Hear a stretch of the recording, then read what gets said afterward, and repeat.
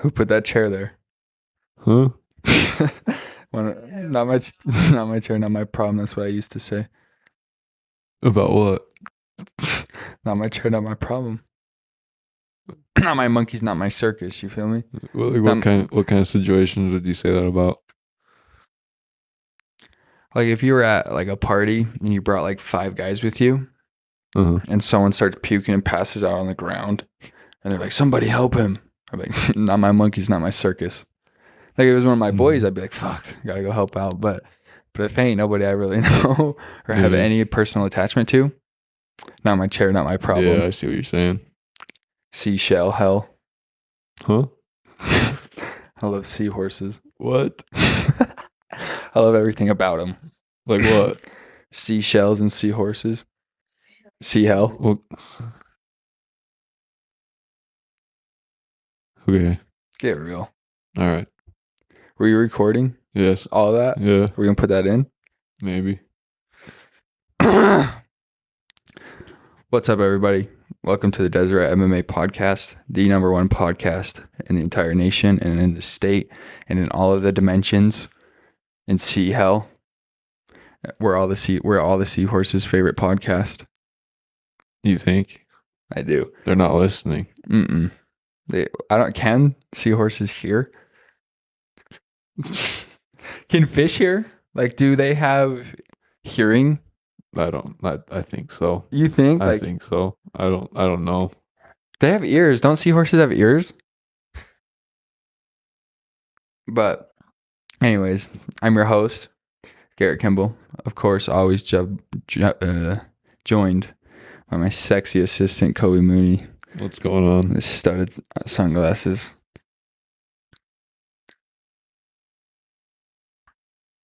Kobe kind of looks like Luke Rockhold, but with longer hair. What? This is the 13th episode of the Deseret MMA podcast. Kind of an in-between week where we had a dog shit card last night. Brendan Allen was like the only person I knew on that entire fucking card. But next week we have a fucking massive pay-per-view. Probably going to be top 2 biggest cards of the year. I don't really know how they're going to top this. 2 title fights, unless later on in the year they do like a triple title fight, because this is the greatest fighter of all time. Maybe later on John Jones puts on a bigger card. If he beats Cyril Gane, then it's definitely possible. A much more massive card. But no, yesterday I went to a fucking hockey game. How was that? It was fun. I got rowdy. I was sitting right behind the players, and I was fucking bugging the shit out of the whole Grizzlies staff about getting a hit off of their fucking smelling salts. Why? Have you ever done smelling salts? No. You haven't? Dude, they're fucking crazy. Should we get some? We should. I got the ones that 14. I got some of the ones that Joe Rogan had on when Theo Vaughn smelled them. Have you seen that? Yeah. And then he asked for another hit of it. I got those ones, dude. And it'll like, cause it's in like a big bottle, and then you add water like over time, but it says to add like a certain amount, but we would just dump it in and like get it full and then shake it up. Dude, that would like drop you to the floor. Like you'd smell it. It's one of the weirdest sensations ever, is smelling that. And I was fiending. I kept fucking hitting on the glass because we were front row. I was like, come on, coach, I'm next. And then he handed it to like the general manager. I'm like, hey, I got next. But that was fun. It's been kind of a bender weekend for me, so we're keeping it chill on Sunday. Sunday the fucking 26th, February 26th. Week out from our Sam Alvey interview. It's actually been 2 to 3 weeks since that interview. 2 weeks. 2 weeks since the interview was actually recorded. 3. But we just posted that last week. That was fun. It was really cool to get that. 2 weeks? Oh my God. Dude, I don't know. I think 2. Whatever the fuck it. Whenever the fuck it was. Oh, it dude. was what? Fish can hear. How'd you know that? I just looked it up. You did? Yeah. Can seahorse? Is a seahorse a fish, or is it an underwater mammal? I don't think a seahorse is a fish. Then what is it? A crustacean? I'll get back to you. But fucking kind of had a bender night Friday. Then I got really pretty fucking sloppy at the fucking hockey game yesterday.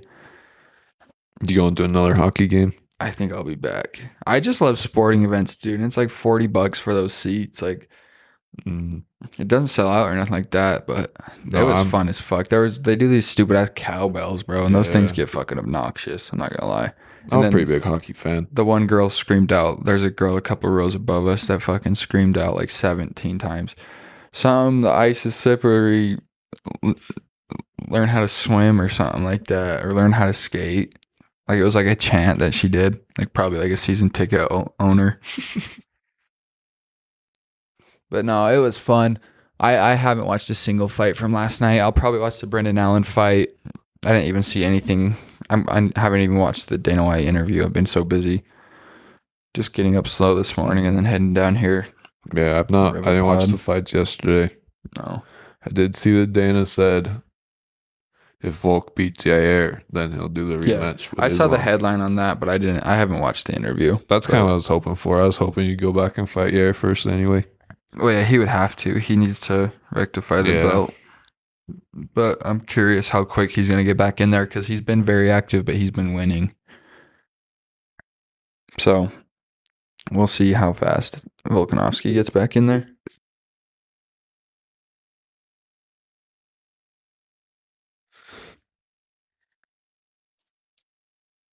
What a hell of a fucking card this weekend.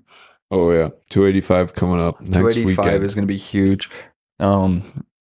Man, this card is fucking stacked. I'm going to be watching him. Jessica Penny fucking is on there. Cameron Saman, undefeated. Ian Gary, that's where shit gets interesting.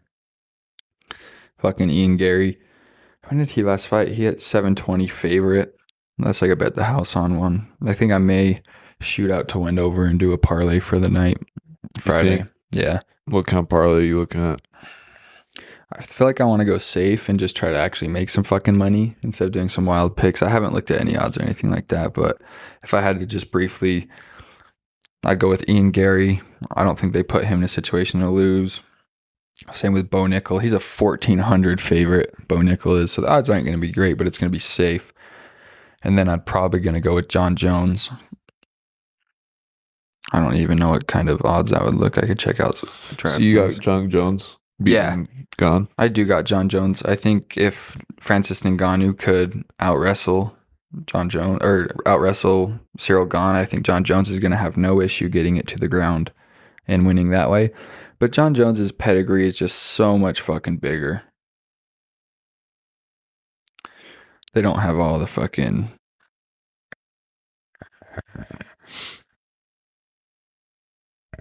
I don't think they have all the lines up. So you don't think Oh, they do. 3 years without a fight is going to affect John Jones? He'll just be able to roll back into it. I do. I think he's not going to be the crazy... I don't know. I just don't know how John's going to go. Ring rust is a real thing. I believe in ring rust. But you're talking about the greatest fighter of all time. And I don't know. He's got the frame. But the interesting thing about him at heavyweight is he was bigger than almost every single person he fought at light heavyweight. When he fought Dominic Reyes, who probably beat him, and he had the same credentials size-wise as John Jones did. I don't know, but I truly think that John Jones can out-grapple Francis Ngannou. I think John Jones can probably out-grapple almost anyone in the heavyweight division, just straight-up grappling. So I do think that John Jones wins that fight. I think it'd be dope if he got a badass fucking spinning elbow KO in like the first fucking round and just was like, let's like bring it. Like he just belongs there. Yeah, that would be sweet. Yeah, probably with those three just off DraftKings. I actually do think that the odds are different in Wendover, Probably. but 50 would pay out about 100 for just a 3-pick. I'll probably get a little bit more into it because even if I just added someone like Duplessis, who I do think is going to beat Derek Brunson, it changes it from $50, pays out 144. Just that one. So I don't know. I think the 5-pick parlays is where it's fun at. But also you can, when you're there, you can do it like if I was confident that I could do like John Jones winning for one, which he's the favorite. And then for another leg of that parlay, I could do John Jones to win inside of 5 minutes, like to win in 4 minutes and a half or under. And I don't think it'll go the distance. I don't know. What round? 4, 4? 4-ish. Once, if he does go in and grapple in a hypothetical situation, he goes in and grapples, tires out, Cyril gone. I think Cyril, that's kind of what happened in that fight against Ngannou, is he was beating him on the feet, so Ngannou turned it into a wrestling match and just slowly grinded those rounds out. I don't know if the John Jones fight will end in finish. I think I'd have a better chance at the Duplessis fight ending in under 3 rounds for a leg. Obviously, this is just, I haven't done any research on any of this. I usually do it right before I go. But I am down overall, so I need to turn the fucking tides back. I'm down $50 overall on parlays. So, but this could turn around big. You think? Dude, I'd be willing to bet a lot of money. I think probably my most confident call on this entire card would be the Duplessis versus Derek Brunson. I think I'm more confident in that pick than John Jones beating Cyril Gane. Or Shavkat beating Jeff Neal. We'll have to see. And I could do Shavkat, who's a fucking minus 700 favorite. It's all that does is boost the parlay. Not a ton, but just right then it was like negative 109 was my odds with the 3. And then just adding Duplessis money line win, it jumped it from that to like plus 183. Which is what you want. You want in that plus.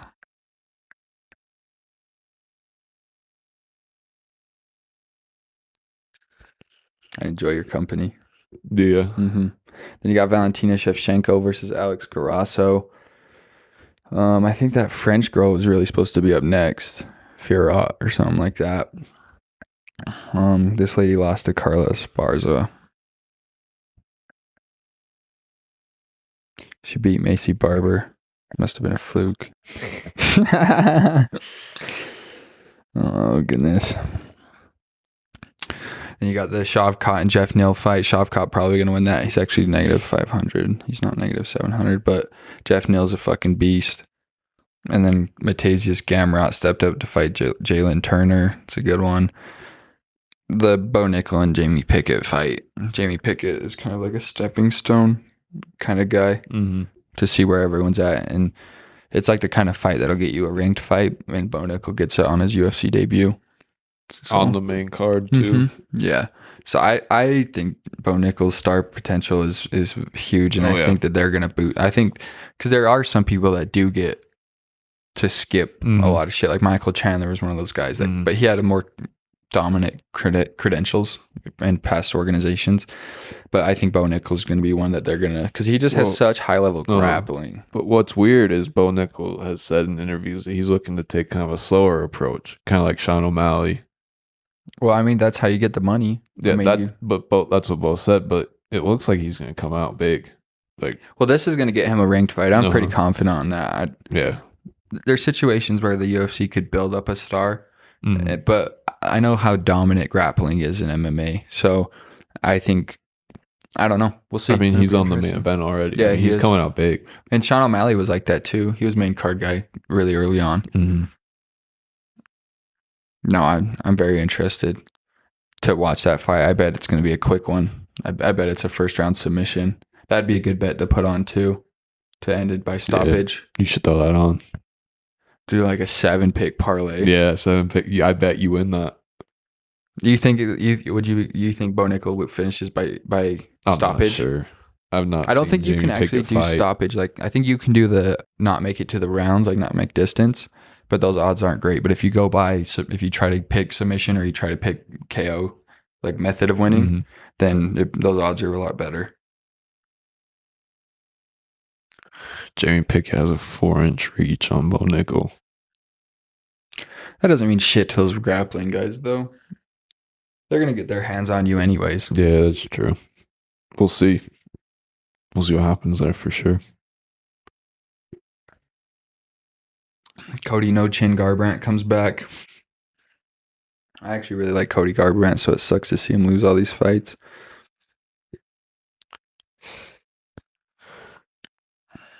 Don't know if he wins that. Let's see Trevin Jones. Oh, Trevin Jones is on a 3-fight loss streak. This is like the UFC trying to get Cody Garbrandt back in the rankings. Cody Garbrandt was fucking 12-0 or 11-0 when he won the title. Now he's 12-5. He's lost 5 out of his last 6. Ooh, that's a rough streak. Including a first round KO that he tried going down in his last fight. He went down to flyweight and got KO'd in the first round. Dang. I had him winning that fight too. That's obviously not what the fuck happened. So is he one of those guys that just got knocked out one time and he hasn't been the same since? Mhm. Like he gets knocked out Yeah, really easy. which is interesting to see if that's how Usman is, but I doubt it. But that is 100% what happened to Cody. Is TJ Dillashaw took his chin away from him. But that fight was good. The first Cody fight, or the first TJ and Cody fight, because Cody dropped TJ at the end of the first round. Then the second round he got KO'd, and then the second fight he got KO'd, and then he lost to someone else, and then he won one, and then has lost since. I want to see him versus Dominic Cruz too. That to me is still the best single-handed performance in UFC history, is when Cody Garbrandt fought Dominic Cruz, who hadn't been beaten and was the champion. Took years off, come back and won the belt again, and was defending. And he had beaten like 3 of Cody's teammates on the come up, and Cody just fucking starched him. Have you seen the clips of like him dancing and shit like that? Mm-mm. You really do gotta watch that one. That one, I'll have to look at that. best single-handed performance, I think, to me, and a lot of other people as well. What are we forgetting here? Mateusz Gamrot, he stepped up after he lost to Beneil Dariush. Dariush is a beast.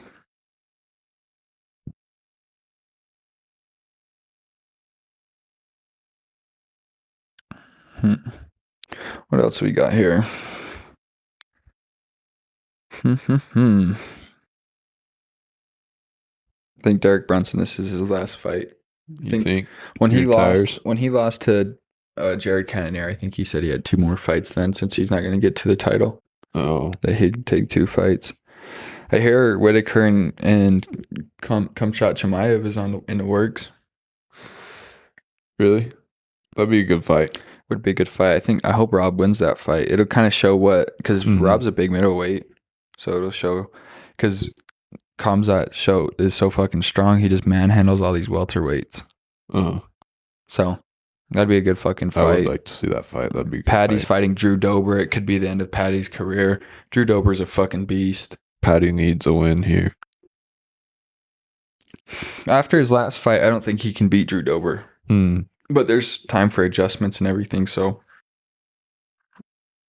yeah, Drew Dober's a stud. I was surprised when I saw that. I don't know, but I think Paddy probably needs to change the way he trains a little bit. I don't know. He's not as good as he thinks. I think that probably was his biggest takeaway from that last fight, is he's not as good as he thought he was. Yeah, and it's been said like his fight camps are more like cutting weight than training. Yeah, because he gets so fucking big. Don't hear anything from Meatball Molly McCann after she got fucking dominated that one night. Was that December, I think. December? It might have been November. Yeah, I think it was November. In November, and Paddy fought yeah. in December. Who else did I see? I think Charles Oliveira's fighting Beneil Dariush. That would be good. That might be in May. What do you think? What are your early thoughts on that? You think Oliveira beats Dariush? I do. I'm an Oliveira dick rider, but I do think Dariush made a joke and he said, I think the UFC wants me to retire before I get a title shot. But it's been a long road for him. It has been a long road. He deserves a shot for sure. But he's like gotten knocked out by guys that that never ended up being contenders and stuff. So it's been a warranted long road. Yeah. But he does deserve a title shot.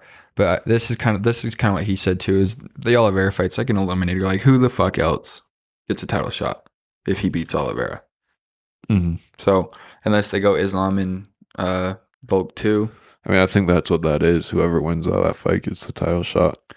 And Oliveira looked different when he fought Islam Makhachev. Yeah, he didn't look confident. Yeah. I'll be interested to see that fight. I'd like that rematch back. I think they said for May is Henry Cejudo and Aljamain Sterling. Oh, really? And they offered Sean O'Malley to be the backup fighter, and he declined it. Something about the pay's not worth it because they're probably going to show up, so it's just not worth cutting the weight for that. And I don't mind that either. We'll see. I guess Henry Cejudo said Aljamain hasn't signed the contract yet, but Aljamain said on his podcast that it was for that date. And then I think he wants to go up to featherweight after this fight. But Aljo? yeah, but I don't know how he swims in the fish in that tank. It only gets harder and harder as the weight goes up. We'll see. Bantamweight's killer. I'd like to see it. I would too. Like get in there with like if and Holloway and Arnold Allen is soon. Mm-hmm. That's a big fucking fight. If Arnold Allen loses to Holloway, then maybe Aljamain could jump in there if he defends. Because I think Aljamain will beat Henry Cejudo. And then he'll vacate the belt, which will be more stickier unless Cejudo wins and fights O'Malley. But it'll probably be, if he does beat Cejudo and vacates it, I do want to see Cejudo and O'Malley fight. I do too. Just because of their beef. Mm-hmm. But so I bet it's the winner of Oliveira and Sandhagen, which is coming up. Oh, you think so? Versus O'Malley. The UFC told him his next fight will be for the title, so he has no rush. So, but that's all the fucking things that are coming up in the UFC world. Pretty fucking exciting. I know there's a bunch of other fights we didn't hit on. It's hard to remember because they're announcing so much right now. Yeah, Jessica Andrade lost to. Yeah, Jessica Andrade lost. Said there was like a wardrobe malfunction or something. I watched it and I had Andrade winning. But yeah, we both had Andrade winning that one. But I don't know. I didn't see it. Yeah. I watched it. I didn't see it. I think that about covers everything. Yeah, I think we're covered. Well, I want to thank you guys so much for watching or listening or whatever the fuck you're doing. If this is what you do at your work shit breaks. Life hack, I think it's if you take a dump 15 minutes every single day while you're at work, by the end of the year, you'll get a full 40-hour paycheck for just shit. Like you get paid for a full 40 hours just to shit. So shout out Ned for that factoid. I think that's all right. 10 or 15 minutes every day. And then you'll get paid a full paycheck for pooping, yeah. But of course, I'm your host, Garrett Kimball. Of course, always joined by the sexy Kobe Mooney. And we'll catch you guys in the next one.